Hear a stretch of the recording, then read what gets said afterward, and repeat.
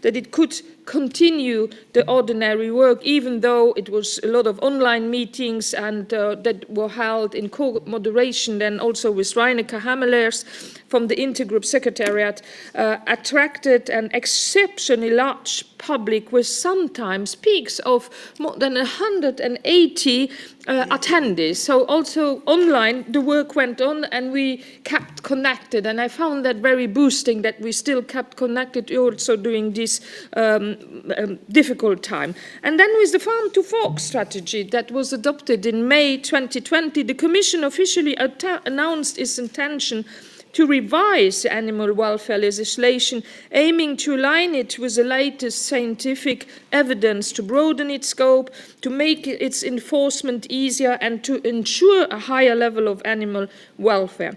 The Parliament responded with an ambitious report which referred to most animal welfare priorities of this term. Also, the European Parliament report on the EU biodiversity strategy for 2020, another key part of the EU Green Deal, included helpful aspects for animal welfare and wildlife conservation. One of the most outstanding successes for animal welfare during the first half of the term was the European Citizens' Initiative and the Cage Age, signed by more than 1.4 million EU citizens. And to promote the calls of the ECI, also from the Parliament side, the Intergroup set up a working group, about 20 MEPs from all political groups. And this group really contributed to get a Parliament resolution which was adopted by a large majority in June 2021 and led to the European Commission historic commitment to come up with a legislative proposal in the context of the announced revision of the animal welfare legislation.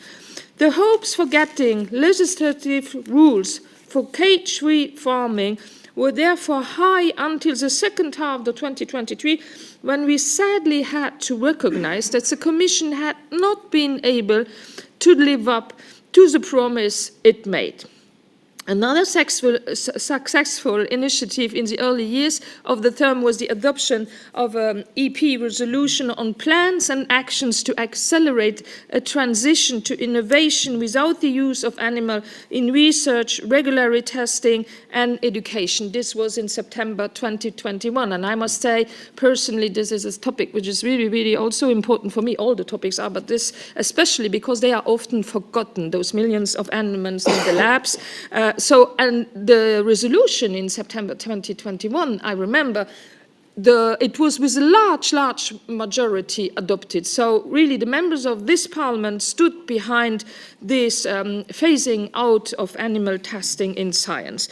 And then let us remember also Eleonora Evi from the Greens EFA group, a former vice president of this intergroup and a very proactive intergroup member, played also an important role in gathering forces in the petition committee, finally allowing the adoption of the EP resolution on improving EU regulation on wild and exotic animals to be kept as pets in the European Union to the EU positive list that we have been asking for. Was there a remark or question or somebody wanted to? No.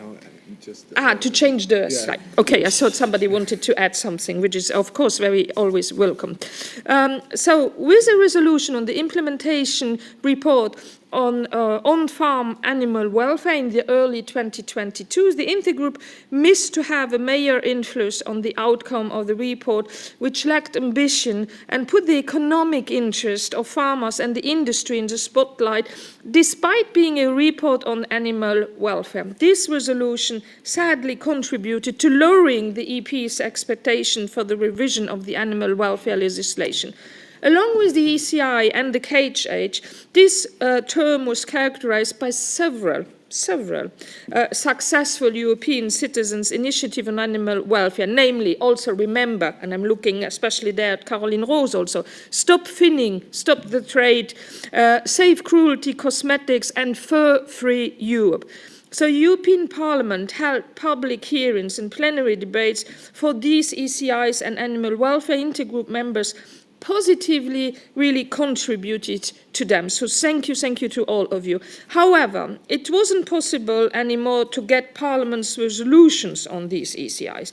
So I would also like to mention the Intergroup's proactive involvement in a campaigning calling for an EU Commissioner on Animal Welfare to highlight the importance of the policy issue and to increase the political accountability for it. The parliamentary initiative in this regard was really effectively spearheaded by Niels Fuchsang, and at the beginning of the next term, when the new College of Commissioners will be adopted, we will see if the call for this, or for an EU Commissioner for Animal Welfare, which was widely supported also during the campaign, will finally be heard. And during the second half of 2023, developments regarding the long-awaited publication of a package of 4 new legislative proposals on animal welfare seem to have come to a standstill. All expected, notably a proposal for the regulation on capped animals, a proposal on animal transport, a proposal on slaughter, and a proposal on animal welfare labelling. The suspense was very high on what would happen to this proposal, as the matter was handled behind closed doors. Worrying rumours circulated that the proposals would be scrapped altogether. The Animal Welfare Intergroup vigorously criticised the sudden U-turn in the Commission's decision and kept an urging for a swift publication of the proposal. This was echoed by many MEPs also outside the Intergroup. Only later in the year, Maros Šefčovič, the EC Vice President in charge of the EU Green Deal, provided more explanations for the sudden changes in the revision plans by saying that the Commission still had to complete the work on these very comprehensive and complex files. More impact assessments will be necessary to evaluate the practical feasibility on the planned proposal, to find realistic transition periods and to analyse more closely the expected costs associated with animal welfare requirements.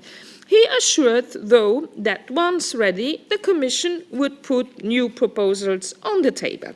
More clarity was then provided by Commissioner Kyriakides during the Intergroup's November session, where she announced that by the end of 2023, the Commission would publish a proposal on animal transport and give a hint that a proposal on the protection of dogs and cats and their traceability would be published as well. So some good news then. The Intergroup very much welcomes the new Commission proposal on the welfare of dogs and cats, and it marks the first initiative addressing the welfare of dogs and cats at the EU level. Further improvements can be included by the EP report during the next term.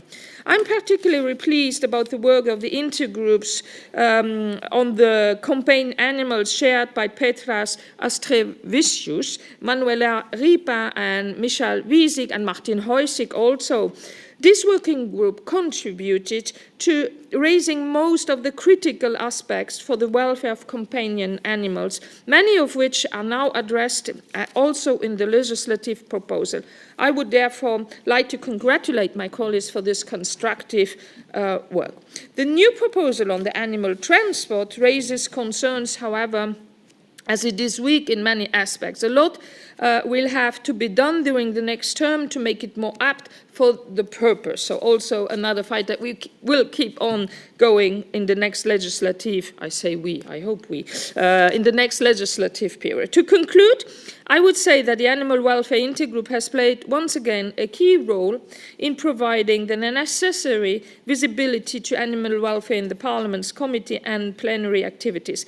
Despite being an unofficial body of this House, it is nevertheless widely recognized and respected forum of debate for animal welfare, which continues to trigger really also very concrete changes. Also, the European Commission sees the animal intergroup as a serious interlocutor when it comes to discussing animal welfare-related issues at Parliament level. Both Stella Kyriakides and Janusz Wojciechowski have addressed the intergroup on various occasions, as well as many Commission officials. Dear colleagues, let me know if you would like to add more to what I said. Probably I forgot some things because we did so many things, I must say.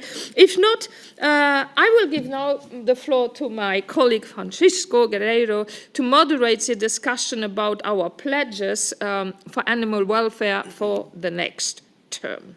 Francisco, you have the floor. Thank you, Tilly. So since I'm not running in the next European elections, I'll be moderating this debate. Let me just, when I was younger, when I did wrinkles of politics, of 5 years of politics, and I had a 10. Let me just say a few words before I jump the script, sorry. It was an honor to be here for 5 years and to work with such amazing people, such dedicated MEPs from several groups. I'm really honored to be a part of this group. I find it in these individuals the most compassionate people that I ever met. And although we have our differences, we kind of find a common ground to fight for those who don't have a voice. And so I really think it's important to listen to the candidates, because I will feel very represented here in the next 5 years if some or all of you are elected. And obviously the secretariats and all the NGOs, institutions, organizations that fight for these causes are also very important. And so stick to the commitments and let's continue to fight for those who cannot speak for themselves.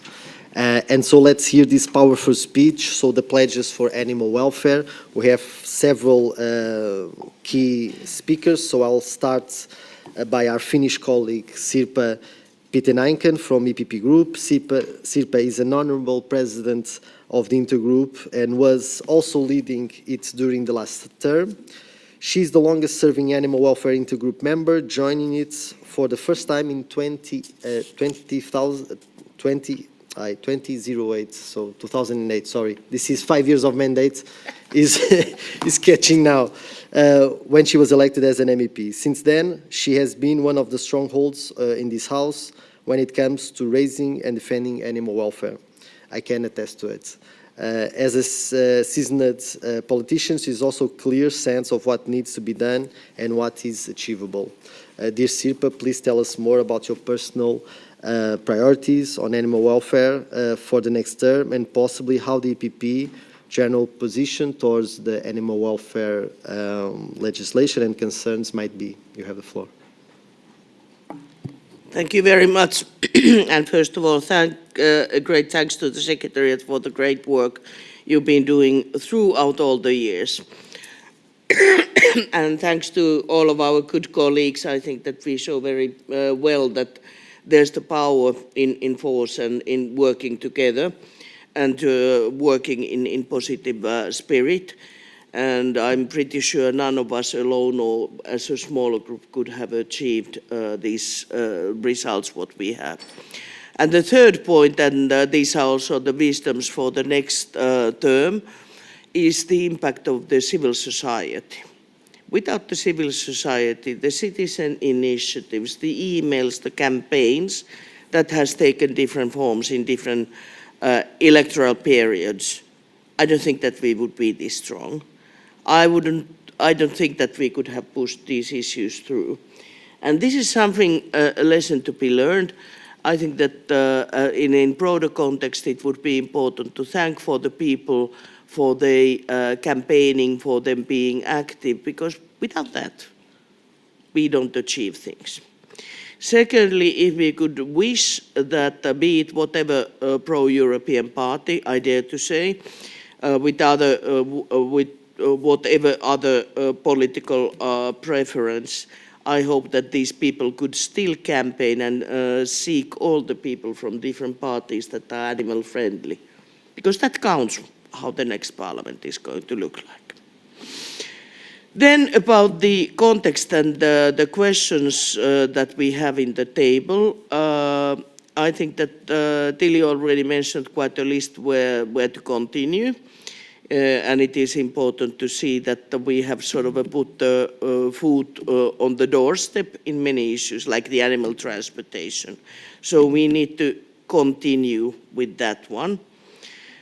We need to fight for the animal welfare strategy. We need to continue fighting for the cage age, whatever different forms it means.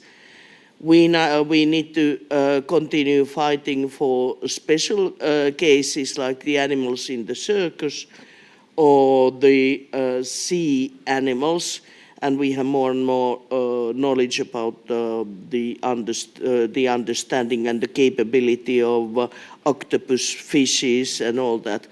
And there needs to happen a great change, especially when the Commission has so strong blue strategies of increasing this kind of artificial octopus plus fish farming. That is sort of the next step of what we have seen on land and happening there. Then what I hope that we could push forward is this kind of, and I know quite a number of us has been doing it, but this kind of animal inclusion principle, that always when we are talking about the environment or planetary health or human health, we add animal welfare, animal health, and animal, like we tried to push it in the environmental criminal law, didn't get it quite through, but it is a step forward there. Always when you talk about these issues, take into account the animals. And I'm not quite sure, but I leave it up to you to consider, and it is anyway the next term. But should we push, because now we have the SME impact analysis, we have the gender impact analysis, and you know all the different things coming up on the impact analysis. Why don't we have the animal welfare impact also? And especially in the agriculture, in agri side and fisheries side, that would matter. And I think that at least we could sort of try it. Then the next sort of the big thing that I'm looking forward is this animal welfare framework legislation. I know that not everybody in civil society nor in this group do see it as a priority, because it is felt that, okay, then if we have this kind of a vague, general sentient beings take care of the well-being, it could sort of prevent of having specific legislation, let's say about octopuses, that I think that we should be pushing forward. But then again, the problem is that even though it is on the treaties that animals are sentient beings, and it is EU's duty to take care of the welfare, not only removing excessive pain, but welfare of the animals. It doesn't sort of stretch the situations where we do not have the specific competencies, as we know. This is the circus animals. This is also the hunting animals. You all know the Spaniards and the galgos and stuff like that. And we would need to have something as this kind of a framework telling animals are sentient, and whatever type of the animal, wild animal or companion animal or circus or which form, you need to take this into account. And your responsibility is to take care of the welfare. And that at least would give them, then us and the EU, the possibilities to interfere in the cases where we do not have the species-specific regulation. So I'm still sort of putting this as a priority on the list. And then, of course, this is a long story. Tilly has been very active. It is the in vitro testing and the animal testing, where I think that the case is growing, that we really would need to have a timetable to abolish the unnecessary animal testing. These are my points for your consideration. Thank you. Thank you, Sirpa. Huge challenge. I would also include bullfighting. That is a huge problem, for example, in Spain, but also in Portugal. I would include it. If you allow me, I will pass to Martin Ojsik, that is our colleague, a Slovak member from the Renew Group and also Vice President of the Parliament, because he has to leave. So please, Martin, if you have the floor to share your priorities. Thank you very much. And let me start with one recap. I remember meeting DG Sante officials very early in the mandate. I came as a completely new MEP and talking about and basically taking over the resolution on the puppy trade and hearing from them that, nah, not gonna happen. No competence, not really kind of, there was no drive and I have to say, I was always kind of, when I was talking in the group and everywhere, it's like colleagues vote for puppies, and it was all kind of very funny. DG Sante was reluctant, but when, we're kicked out of the door, we climbed in through the window, and thanks to also the public pressure, I think we kept on pushing and pushing and pushing and pushing. Latest, it was last autumn when I was meeting regularly with Šefčovič and was around this confirmation, was telling him, look, I see the political sensitivities. I don't agree with them about the ban on the cage age, which millions of people wanted, the fur farming and all these things. But at least the trade in companion animals legislation is finished. Just do it, show it. And I think and the Commission published it later than we wanted, but let's not forget, 5 years ago, it was not even promised. So I think what is important to realize is that we need to be persistent. And as someone who deals with toxic chemicals, I believe also bioaccumulative, which means we need more animal-friendly MEPs to accumulate in the Parliament and stay persistent. And this is where, the call is to the voters. You know where your heart is, and go out and vote and pressure whatever political affiliation you have to make sure that those candidates get through which really are going to deliver. And hold the current MEPs accountable. If they promise something and didn't deliver, if they promise they're going to take care of animals during the transport, and they were actively watering down the outcomes of the committee when they were pushing against, the good agricultural standards and the basically welfare standards for animals in agriculture, make them feel it. It's in your hands to hold us accountable, and it's in your hands whether the next Parliament will be full of sufficiently persistent and bioaccumulative MEPs that, when thrown out of the door, will climb back through the window. That's the only way we have, and that's what I believe we should keep on doing on all the animal welfare fronts. Thank you. Thank you. Really important, this pledge and this call to action, and to also make it responsible, the MEPs, for their actions during this mandate. Thank you for your speech. Now I follow to my dear colleague Tilly Metz, which is our beloved president of the Intergroup. She also chaired the ANIT committee. She presided the working group on animals in science during this term, and she was outstanding in supporting and make it feasible DCI Stop to Cruelty Free Cosmetics, among other many things. Tilly, you have the floor. Yeah, thank you very much. Speaking about what I would like to change for animal and animal welfare for the next legislative period, I must say honestly, I don't know where to start. Okay, we made some step forward, clearly we did. And as Francisco also said, it was great having the Intergroup to get boosted up, to be amongst people that have the same sensibility and where you don't have to understand, to explain every time why you are defending animals. So feeling at home at the intergroup, that was a good thing, and that's where I wanted to start also to thank all my colleagues here in this group also. But of course, I will start with the animal in science, because when I look in Luxembourg, for example, we have a legislation on protecting animals. Well, it's also a first step, but nevertheless, it exists, kind of framework legislation.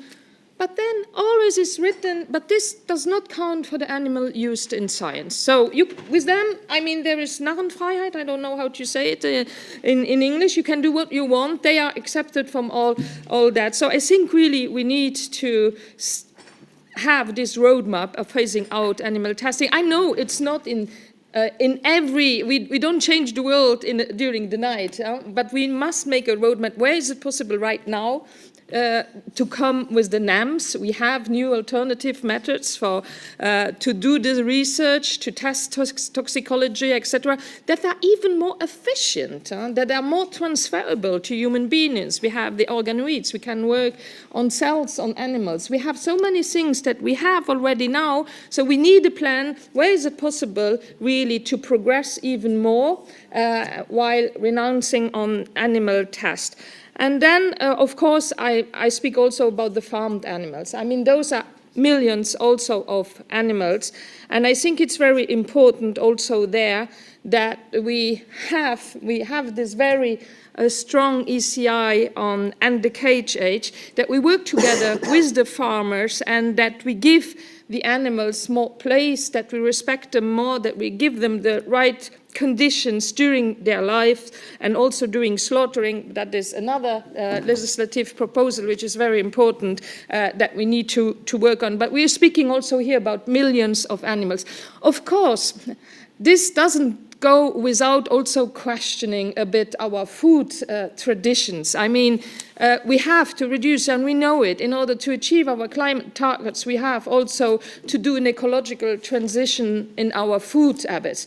I'm not saying that everybody needs to become a vegetarian or a vegan. I'm happy if people do, but let's be realistic. And I say if we arrive already to reduce meat consumption, this would be better for the environment, better for the animal, and better for the health of the humans, of course. And then another third point that I want to mention is, of course, protecting also wild animals, the way we treat them, especially, you know, there was once crying in this intergroup, that was when we spoke about the ECI on fur-free Europe. That was a little bit what we are doing there to wild animals kept in cages. And also we had this great person with us that is herself, how do you say that, the model, and she then analyzes the situation of fur throughout Europe, but also she went throughout the world, and she said even in Europe, it's not better than in China, the fur farms. So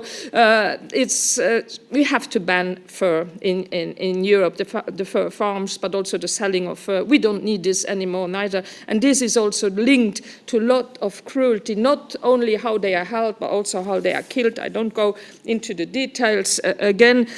So that is something, and also protecting the wolves. You know that Ursula von der Leyen wants to change the status of the protection of the wolves, and we know how important they are for the ecosystem, and we are happy that they are back in certain regions, notably also in Luxembourg, and to live together with the wolves is possible. But I could also speak about protecting the bees, our pollinators, essential for the agriculture. So we are all on the same boat, and we are all one ecosystem, and thank you, Sirpa, for mentioning it already.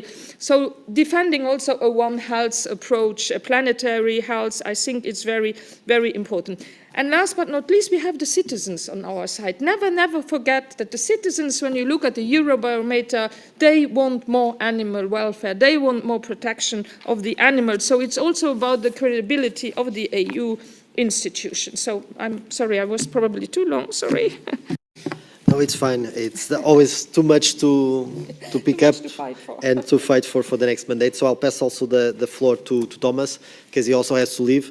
Let me just say it was also an honor to work with you, because you are one of those MEPs that really wants to get in the ground, and we saw that on animal transport, where we are questioning authorities, you are questioning regional authorities, police, even the transporters, but always with a very humane approach. So I think that also represents your approach to politics. So you have the floor. Thanks for the roses, Francisco. And I would like to pick it up where actually Tilly left the floor to me.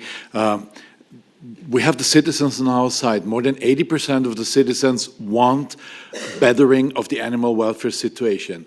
We're having members from all political groups, and I'm very grateful for that, because it's one of the very scarce political fields where we find this cooperation across all groups. And we have majorities of members of the European Parliament, in many cases, on the side of bettering the animal welfare situation. And now, I mean, count it all together. We have the citizens, we have the Parliament, and it's still only partly happening, but we still find so much resistance to actually come up with new files. And in this regard, I must also say that shows in a very good example why the Parliament would need a right for initiating laws. Because, I mean, citizens are asking us, what about democracy? How does that work? Isn't the European Union not enough democratic? And we want it more democratic. And this is a very good topic to actually showcase why this is needed. If 80% of the citizens are in favor, big majorities of MEPs, we should get legislation, and we shouldn't find ourselves in a situation where the Commission trades a late publication of a new proposal for animal transport. I'm sure they've sold it to all of you for different rewards, yeah? But it was hard negotiations to get it. It was not the Commission by themselves saying, okay, we're ready now, but it was deals in the background where they needed something from us, and we said, okay, but we also want you to come forward with something we have been working on. On the specific next mandate, as it looks, I will most likely return, and I will for sure again join the animal welfare intergroup. My focus will be on the animal transport legislation. I mean, this is what I've been working on now since nearly 7 years here in the House, and to finally, you know, bring the long work to reality, to real bettering of the situation. But my second aim is to massively involve myself into the next CAP negotiations, Common Agriculture Policy, because that's also where we have a huge leverage on supporting more plant-based diets, more plant-based production, on supporting the animal holders that respect animal welfare, and not support the ones so much anymore that run mass production facilities, to try to reward farmers that decide to go on an animal-friendly path, but also and mainly to support all production methods and marketing methods that allow the farming sector to adopt to new consumption realities in providing us with more plant-based food, and reducing the production of milk, dairy, and meat to, let's say, greenlands, meadows, and out of these industrial manufacturing plants, or at least that we stop funding this with taxpayers' money. And so in this light, I'm looking forward for future cooperation, and I'm looking forward to the next mandate. We're not gonna give up, for sure not.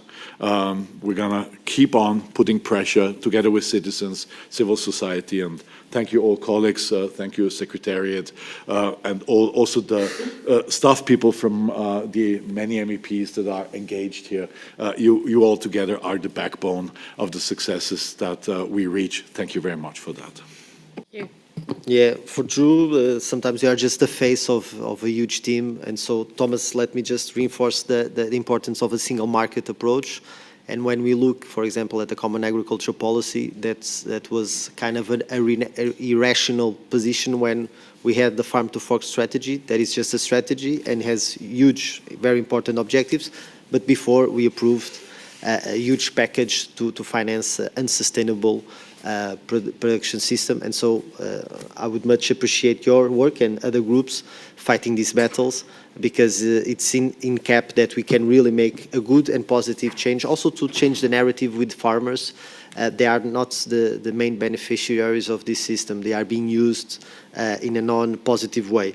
Thanks, Thomas. And I'll pass to Caroline Rose, that I would say is also a champion in a very specific topic, that is animals in aquatic environments, which is also a very important subject when we look at the impact that we have on our oceans, on our rivers, but also on systems that are being exponentiated, like aquaculture factories. So, Caroline, please, you have the floor.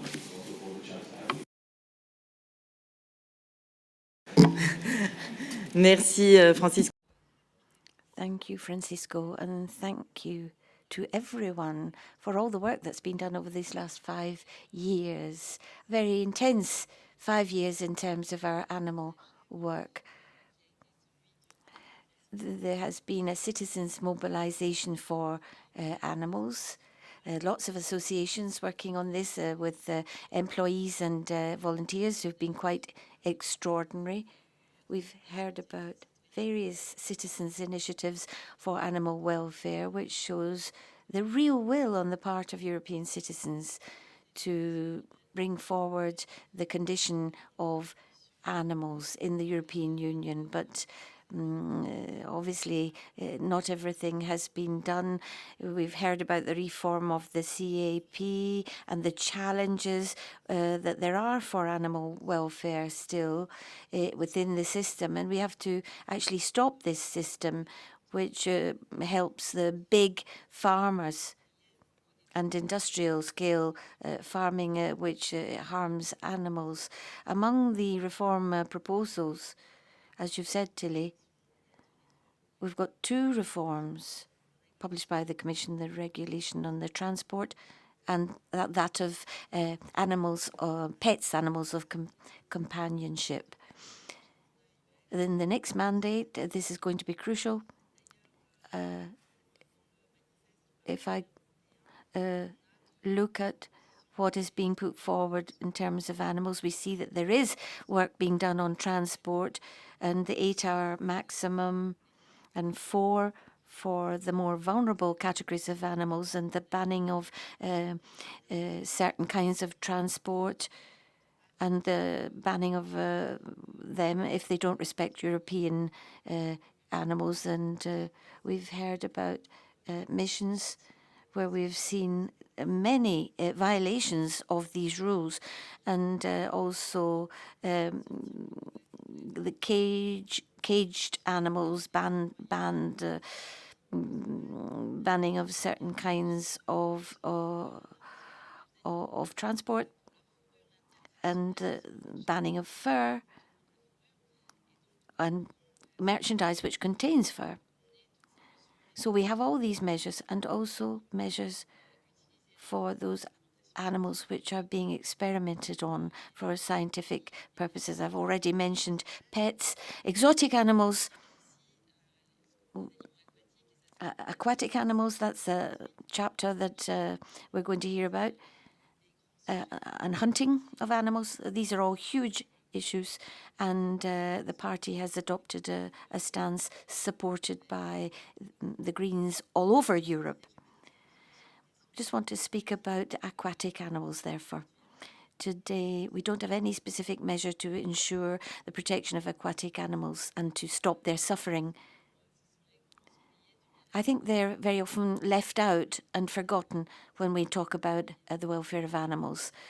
In the Fisheries Committee, not very many of us, Anya de Comp and Francisco Guerrero and Ms. Ska Keller, we brought to the attention this issue of the aquatic animals. And in the transport regulation, this is the first regulation which contains a mention of the measures which have to be taken for aquatic animals. And I hope also the measures for slaughtering will also be taking into consideration their well-being, and in particular aquaculture also. In the next mandate, we have to defend animals even more. And I'd like more and more MEPs in the Fisheries Committee defending animal welfare, and in particular aquatic animals. We have I'd like to talk about a European emergency number for the defence of animals. We have it for children. I'd like a European number also for animals, because I realised one day I saw a a dog who was suffering, who was closed up, and I called the local police station and an association, but it was all very cumbersome and I lost a lot of time. So if we had an emergency number, that would be excellent. The Secretariat of the Intergroup also sent forward a question from a citizen asking if I was going to be against, poultry breeding conditions. Poultry, as we know, are very sensitive. They are,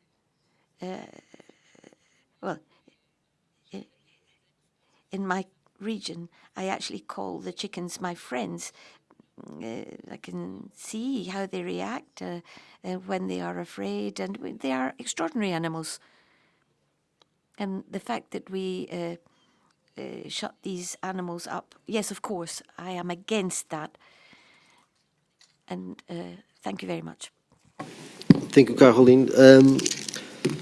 Just to reinforce what you stated, it's also important for us to renegotiate the fisheries fund because when I entered this mandate, I was a shadow in the Greens for this program, and the mindsets and the economic incentives are to maintain more or less the same type of production, and we should also connect what Thomas said, that we should also build an industry that is more positive, for example, on algae, because we import 95% of the algae to the European Union, and we can also bring young people to this sector, biotechnology, youth and employment in another area. So we really have to rethink our ways of producing food and having good, sustainable jobs for the future. I will pass now, and the last speaker would be Rasmus Beim, a parliamentary assistant to Niels Fulksang, that is not here with us because he had some personal urgent commitments, but I will give him the floor to represent our colleague from S&D that has also made a wonderful job during this mandate, and he was a champion for animal welfare causes here in the Parliament. You have the floor. Thank you. Thanks a lot. Yes, Niels is very sorry that he cannot be here with you today. However, I know how much he treasures this group and the work that has been done and has been achieved. As you know, he's very extremely engaged in this topic, and currently and lately he's been on the campaign trail, as many of his colleagues here. And he's taking this opportunity also to raise awareness around the animal welfare, given the platform here in numerous debates. And as you probably know, we followed a pig farm, a pig transport down through Europe, and when telling this story to citizens in Denmark, they respond all the time, is this really happening, and why is this not forbidden? That's really the reaction we get. So there is a strong priority for this group and for the Parliament to keep telling the stories, to keep showing what is actually happening, because the response from the citizens is very clear, as has also been stated here. For the priorities for the upcoming, for the next term, many has been mentioned already, but let me tell some of them here again. End the cage age is one of the main priorities. We have 300 million animals suffering in cages across Europe. And we have a commitment from the EU Commission to overturn EU legislation and to implement revisions here. So this is one of the areas where we need to make the Commission deliver. As well, on the Animal Welfare Commissioner, as has also been mentioned, this is really an issue where we now have the opportunity to see if the Commission is ready to deliver, and otherwise there is a role here for the Parliament to keep the pressure on the Commissioner when they will have to stand before the Parliament, and make sure that that we will get a Commissioner with animal welfare explicitly in the job title. And further, there is of course, the phasing out of animal testing. We have lately seen in Denmark how a big pharma company has increased the use of monkeys in their experimentations, which is absolutely not okay. And Niels has, together with MEPs, asked the question to the Commissioner, when do they come and when are they expected to present the roadmap that outlines the path and to complete, to phase out animal experiments. And so we will look forward to that answer. And of course, as already mentioned, there is now this opportunity to actually get some ambitious legislation on the animal transport implemented, where we need a ban of transport for all unweaned animals under 12 weeks and pregnant animals, a reduction of transport times to 8 hours, and this is really a key opportunity for the next term that those will also be prioritizing. So that would be the words. Thank you. Thank you, Rasmus. Send our regards to Niels, hoping that he's having a good campaign. We ended the list of speakers. We now open the floor to some questions that might arise. Sorry? Yeah, okay. So we have now a question. Merci. Alors, c'est... Thank you. It's not so much a question, but you talked a lot about involving citizens and reactions from Parliament. I'd like to just share my experience. I'm from the Christophe Badeus Foundation, and I know that our work relies on the work that you do. We talked about the resolution on animal testing, and it's actually one of the few means we have in order to put pressure on ministers at the national level. So the European Parliament is the only directly democratically elected body of the European Union representing citizens. So we really need MEPs to represent citizens, but also it works the other way. And remember that if you take decisions in the European Parliament that don't end up in legislation, they still are useful at the national level as a means to exert pressure on national governments as a lever. So you may feel that you're pursuing an initiative that doesn't have a direct impact. You may feel that, but there is an impact at the national level for us through our work. So I think we look at the vote for animals, I think that initiative is going to try and bring that issue closer to citizens and show that there aren't enough such initiatives, especially in France. And so thank you for all your efforts, and we will work alongside you. To Sirpa, and also the question afterwards from the citizen there. The first Sirpa, sorry, and then after you. So then MEPs can reply like in a bulk. It probably easier. Sirpa, you have the floor. Very briefly, just for the consideration, should we consider pushing Animal Welfare Committee, the full committee on the next term? I don't know, but just think about it.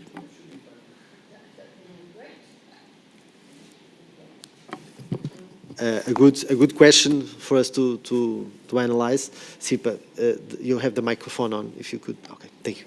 And back then. Oh, hello, my name is Philip Molnar, and I'm here to represent International Fund for Animal Welfare. But to be honest, right now I feel more like to represent the civil society, and I would like to say for the many organizations that had the privilege to work with you in these last 5 years, thank you very much for your amazing cooperation. It really makes a difference when you send an email to someone who works in this intergroup and who doesn't. For example, when I worked on PESH, on Bay of Biscay, if I knew I sent an email to anyone who works in the intergroup, I know it landed in the right mailbox, because then you turn it into action. So thank you very much, especially to Caroline, amazing work. So thank you very much. I just want to make a note, because you talked before about the pledge from the ERA group. So I just like to mention that we also have our pledge for the upcoming election, even though I know you said that you're not running, which is, to be honest, dagger in my heart, but still, best of luck to you. But for the rest, even though it is like a preaching to the choir, to be honest, because I think that every single one of you has signed it already, but I just wanted to say really thank you and best of luck to you. Thank you again. It's an honor to listen to these comments, and it's a pleasure. We are here to serve, and so after 5 years, I think that wraps up all our hard work. That is always connected to NGOs, so you are one of the key elements of this change. So thank you for your hard work, and I would open the floor just to if anyone wants to comment these statements. And Antoine, you want to make a question or a statement? To answer then. Yeah, thank you very much, and thank you as an assistant, and we are many in the room, but it's also a great place also for us, and to get in touch with the other teams of other animal friendly MEPs. So it's very precious what the intergroup does. Yeah, I wanted to answer. I think creating the committee might be, because there won't be a reform of Annex 6, I think, before the next term, and so that might be complex. But there is in the new rules, there is this possibility to have ad hoc committee for specific legislation, and maybe that will be one thing that we need to think of, whether for when there will be the animal welfare legislation, whether we need an ad hoc committee to deal with it, because the topic is broader than just the agricultural committee, and maybe this is something that indeed we could look into, and seeing that for this new legislation that we are all expecting, that we have an ad hoc committee in the Parliament to deal with it.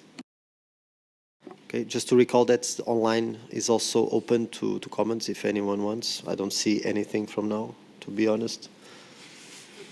If anyone wants to comment on the... We kind of agree on everything here, so... Okay.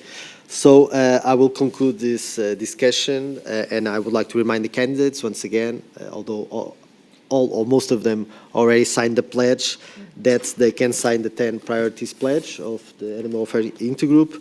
And we also have a QR code, and a compilation of the details has been widely distributed by the Secretariat, and copies are also available here in the room. I would also like to underline what Antoine said.